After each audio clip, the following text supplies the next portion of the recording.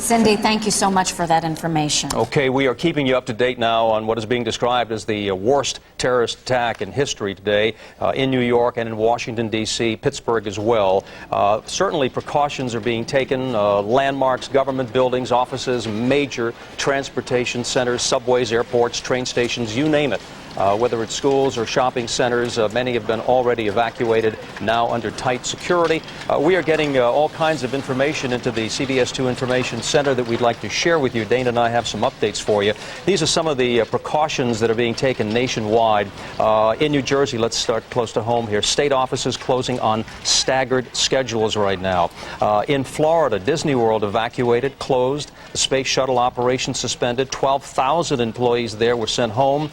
We are also told about increased surveillance with chopper patrols and extra gate checks at Kennedy Space Center. We also, as you see there, a suspected terror attack at the Pentagon, and we've just been told that one part of the Pentagon, a plane hitting there, collapsed. They evacuated. They're among the government buildings in Washington, evacuating tens of thousands of people there. Also, Vermont, the state's only atomic plant, placed on heightened alert. And again, our airports, first time in history, everybody is, planes are on the tarmac. Nobody's going anywhere here as a safety alert. No planes are leaving U.S. airports. The blood shortage is important to talk about because of the high numbers of injuries, the severe need for blood, specifically at this point. Type O, right. Type O blood. And Michael Looney has more on the information on that, and how you can help as well. Yeah, the mayor and the police department have been saying, if you want to help in your New Yorker, first of all, try to keep the streets clear of any vehicles, because they're trying to get those emergency vehicles to be able to pass with ease and not be clogged in any traffic. The Red Cross put out an urgent need for blood. They're asking anybody that could possibly, in the type O is the big need they have today, to go to the local hospital and offer your blood, give a donation. Off-duty firefighters are being asked to come into work to help out in all this. All statewide primaries have been canceled. Major League Baseball has canceled its schedule today. The UN and the City Hall have been evacuated. The mayor is safe. He spoke earlier expressing his anger over the attacks. He says that he was trapped in a building near the World Trade Center for about 20 minutes this morning. We're speculating he was inside the bunker, the Office of Emergency Management's bunker in Building 7 of the World Trade Center complex, which was not directly hit, but that building was hit by debris when the two Twin Towers came down. The mayor was evacuated out of there and walked to Greenwich Village, and then later spoke to reporters about all of this. Okay. Kind of anger you're talking about, you're right. We have heard that from Mayor Giuliani, certainly from Governor Pataki earlier today on our air. And President Bush. And President Bush as well. You were talking about cancellations, Michael. We also have some cancellations in the area regarding sports events.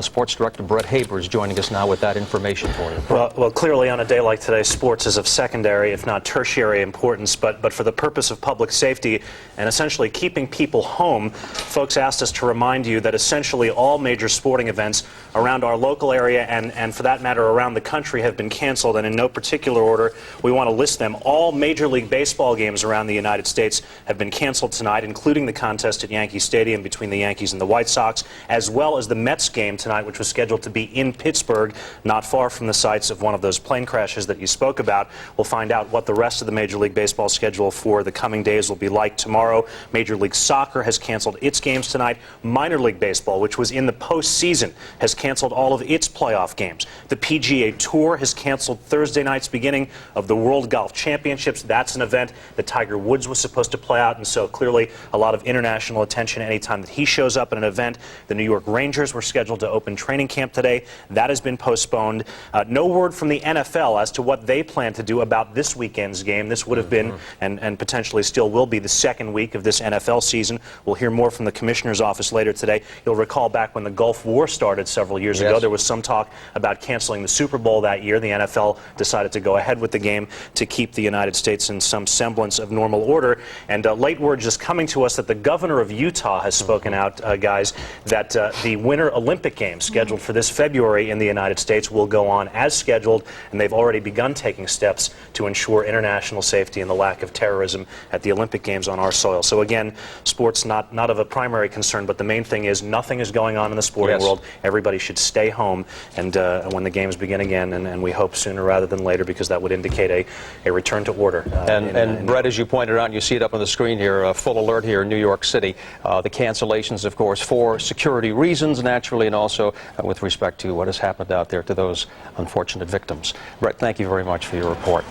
The pictures that we have collected for you so far are crews who were able to get down there to Ground Zero in Lower Manhattan at the World Trade Center towers and the lower buildings there. You're just seeing, it's important to say, Ernie, and we haven't said this for a while, the World Trade Center, the Twin Towers, they're not there anymore. That's right. They were not only hit by airplanes, but then there were explosions, and those towers, 110 Leveled. floors each, crumbled to the ground.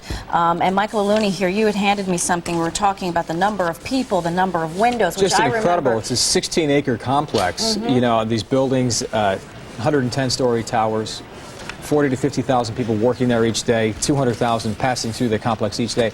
Something like 43,000 windows in that building, and gone in a matter of 20 minutes. Michael, also, I was talking recently with someone about security at the Twin Towers. Because of what happened back in 1993, that security has been tight in that building. And some people have now been saying, well, how did this occur? I understand the plane situation, but perhaps there were explosives and so forth also part of this attack.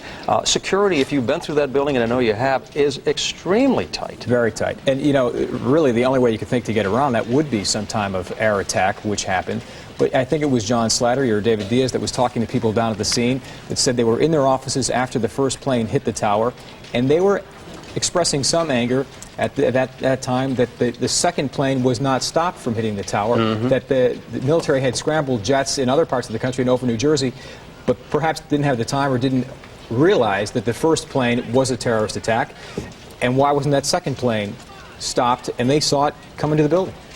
When you're looking at these pictures as we are right now, I mean, it is just so frightening to see that the signs, the buildings, almost if you look at a quick glance, I was listening to you and I looked up for a minute, I almost thought I was looking at a snowstorm of some sort, but I said, wait a minute, this is far different from that. It's beyond imagination. The communications assault as well. When we talked about cell phones, but it's also landlines too, which have been affected, and not, of course, only right here, but up in the suburbs as well. I mean, because this being the communications center of the world, as the mayor has often said. I mean, greatly, I mean, I think it's better than it was, but there was a part of earlier today, you couldn't call anybody, you couldn't move anywhere. Completely overloaded. And we just want to bring you up to date if you're just joining us right now, because a number of people are probably just turning on their sets. The worst terrorist attack in history today in New York City and in Washington, D.C. The World Trade Center, the Twin Towers, hit by suicide planes and then exploded later. They have both been leveled, as we just said. What you see on your screen is no more. In Washington, D.C., further attacks at the Pentagon by one plane, and we are told that, yes, a second plane was either approaching the Pentagon or perhaps the Camp David retreat, and that was taken out by U.S. fighter jets. We also have someone who's joining us in the studio right now, and you know what? We're on live television. Latoya Riley. Just... And how do you, if you could speak up just a little bit, Latoya, and just tell us about where you were this morning and what you saw. I'm a student at the Lower Manhattan Community College, and I've just finished class at 8:50, and somebody was telling me that I should be careful going outside, and just as I stepped outside, I saw the World Trade Center building was on fire.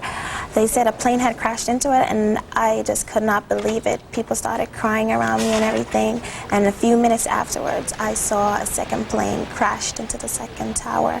At first, I thought it was an accident, but this plane headed straight for the building. It headed straight into it. And it was just hysteric, you know, people were crying, everything, and then debris was falling, smoke, and I literally saw around 4 to 5 people dropped out of the building. I don't know if they jumped or what happened, but I couldn't take it no more. I had to try and leave, and they told me that the school had to be evacuated. Everybody had to leave. There was no trains going out or coming in. The bridge was blocked off and everything. And I had to walk. I walked from Chambers Street, and I was going up when How were you able to keep your senses, Latoya, at that point? I was walking with a friend, and I was shaking. I was still shaking from this. I was crying because I heard that there's elementary schools around there and there's other college, and for this tragedy to happen, you know, and I was, as I said, I was walking up when, as I turned around, people were coming at me. People were running, yelling, screaming, the building is going to collapse, and it was just terrible. And there was no time to really think, right? You were just running? I had to just start running. I don't know what direction I was running to. I just had to run. And you did run. I ran. I just ran. I don't know where I was going. I just know I had to get out. How did you finally get out, though, Latia? I walked all the way up to, it was 34th Street. I tried to catch a bus, and I was on the bus until 36th Street where it stopped, and people started running again. And we did not know what was going on inside the bus, but as you know, everybody started to panic. People went through the windows of the bus and wanted to go through the door. They're like, you know, let's get out. And as I got out, I had to start running again because they said, you know, there was some fire or something. We didn't know. People were just running. Yes, and Dana, you were talking about the communication problem, the fact that the phones weren't working. Were you able to down. I was trying to get through on my phone, but I couldn't, and the payphones were packed with people.